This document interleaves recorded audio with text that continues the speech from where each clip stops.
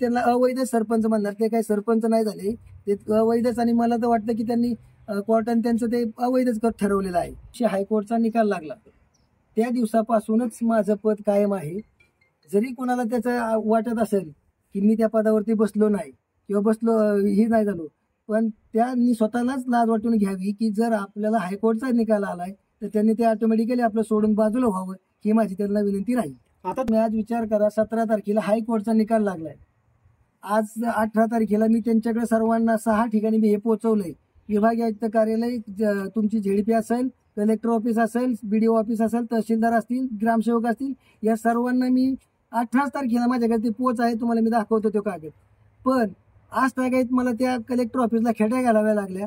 कोणाचा राजकीय दबाव हे मला माहित नाही, पण त्यांनी ते त्याच्यामध्ये एक दप्तरामध्ये दिरंगाई केलेली आहे.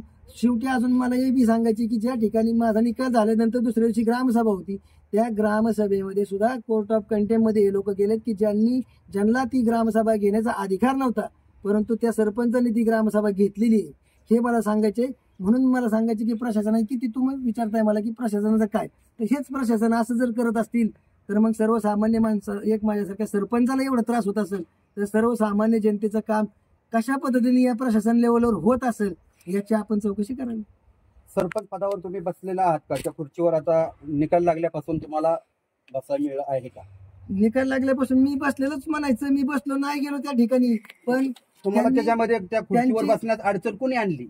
मग त्यांनी जे काय सांगितलं गेलं, अडचण म्हणजे त्यांनी ग्रामसेवक BDOना सांगितलं गेलंय, जे विद्यमान होते काय, मी तर त्यांना अवैध सरपंच म्हणणार, ते काही सरपंच नाही झाले, ते अवैधच. आणि मला तर वाटतं की त्यांनी कोर्टाने त्यांचं ते अवैधच ठरवलेलं आहे.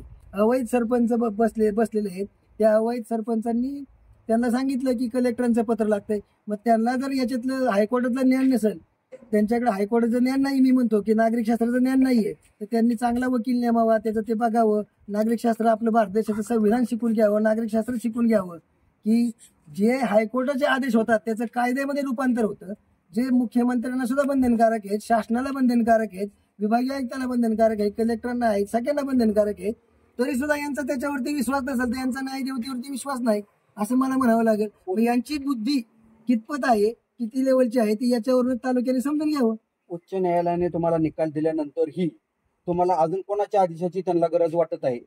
त्यांना कलेक्टरच्या आदेशाची गरज होती, पण मला कोणाच्या आदेशाची गरज नाही, हे माझं मत आहे. कारण उच्च न्यायालयाने दिलेला निकाल हा अंतिम असतो, तो शासनालाही बंधनकारक आहे. ग्रामसेवकांना तो आदेश तुम्ही दाखवला नाही का? ग्रामसेवकांना आम्ही पोच दिलेली, माझ्याकडे पोच आहे, ग्रामसेवकांनाही दाखवला. पण त्यांचं मत आहे की ते शेवटी खालच्या लेवलवरती काम करतात, त्यांना वरिष्ठांचं म्हणणं घेतलं पाहिजे, ते वरिष्ठांचं घेतलं. मग त्याच्यामुळे तर आम्ही थोडं थांबलो गेलो, नाहीतर मी कोर्ट ऑफ कंटेम्पमध्ये गेलो तर हे सगळ्यांची निलंबनाची ऑर्डर निघेल. मग आदेश मिळाल्यापासून तुम्ही कामकाज सुरू केलं आहे का? तुमच्या सह्या कुठे घेतल्या गेल्या का? नाही, आजपर्यंत कुठेही आदेश मिळाल्यानंतर सह्या घेतल्या गेलेल्या नाहीत आणि कामकाजालाही सुरुवात झालेली नाही. कारण प्रशासन लेवलवर नजर, यांना कोणी मदत करत नसेल, यांना कोणी खालच्या लेवलच्या लोकांना, त्या ग्रामसेवकांचं तरी त्याच्यामध्ये काय चूक आहे? त्यांचं म्हणणं की वरच्या लेवलने मला येऊ द्या. तुम्ही आता पत्रकार परिषदेला कलेक्टर पासून ते BDO पासून ते सर्वांची जी पत्र दाखवली त्याच्या प्रती तुम्ही आता आम्हाला देणार आहेत का? हा, देतो ना तुम्हाला, सगळ्या प्रती माझ्याकडे आहेत आणि जेवढं आहे ते तुम्ही लावा. ओके.